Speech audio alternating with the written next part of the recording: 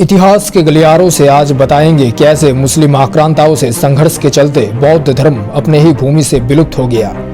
कई हजार वर्षों से चली आ रही दुनिया का सबसे प्राचीन धर्म वैदिक धर्म में जातिवाद की कठोरता, यज्ञ और कर्मकांड के आडंबर से विकृति आने लगी थी। भगवान बुद्ध के बानी और सहज जीवन प्रणाली से आकर्षित होकर लोगों ने बौद्ध धर्म को अपनाना शुरू किया। गौतम बुद्ध के निर्वाण के कई शताब्दी के भीतर ही भारत के 2/3 लोग बौद्ध बन चुके थे और अशोक के राज में भारत के बाहर कई देशों में इसका प्रचार प्रसार हुआ। पर समय की चक्र की तरह अपने सर्वोच्च शिखर को छूने के बाद बौद्ध धर्म का पतन शुरू हुआ। सम्राट कनिष्क के काल में बौद्धों के बीच मतांतर के चलते बौद्ध धर्म हीनयान और महायान में बंट गया। बुद्ध के उच्च आदर्श को छोड़ उनके अनुयायियों ने तांत्रिक रीति और भोग विलास को अपना लिया। गठन हुआ वज्रयान और काल चक्रयान का।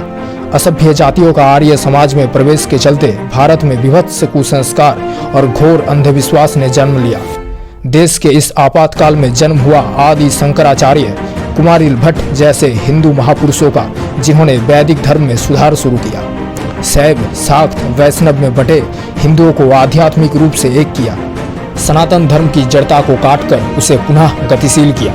शास्त्रार्थ और तर्क से बौद्ध पंडितों को पराजित कर धर्मांतरित बौद्धों का विश्वास हिंदू धर्म में पुनः सुदृढ़ किया। कनिष्क के बाद से बौद्ध धर्म का राजकीय प्रसार व्यापक रूप से नहीं हो पाया।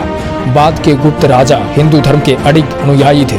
राजानुग्रह से वंचित होना भी बौद्ध धर्म की पतन का एक कारण माना गया है। बौद्धों के बीच हिंदू आचार अनुष्ठान, मूर्ति पूजा का प्रवेश, हिंदुओं द्वारा बुद्ध को विष्णु का अवतार घोषित करने से दोनों धर्म का अंतर मिटने लगा। परंतु मुख्य कारण था विदेशी आक्रमण। बर्बर, हून, पारसियों के बाद मुस्लिम आक्रांताओं ने शिथिल हो चुके बौद्ध धर्म के ऊपर अंतिम प्रहार किया। किसी भी धर्म का प्राण बसता है उसके ग्रंथ और शिक्षा केंद्रों में। मुसलमान आक्रांता बख्तियार खिलजी ने बंगाल पर आक्रमण कर बौद्धों के सबसे ऊंचे केंद्र नालंदा विश्वविद्यालय को ध्वस्त कर दिया, जिसे एक हिंदू राजा कुमारगुप्त ने बनवाया था। नालंदा 3 महीने तक जलता रहा। नालंदा के साथ विक्रमशिला, उदंतपुरी महाविहारों को पूर्णतः ध्वस्त कर दिया गया, जिससे सभी बौद्ध शास्त्र, धार्मिक ग्रंथ जल के राख हो गए।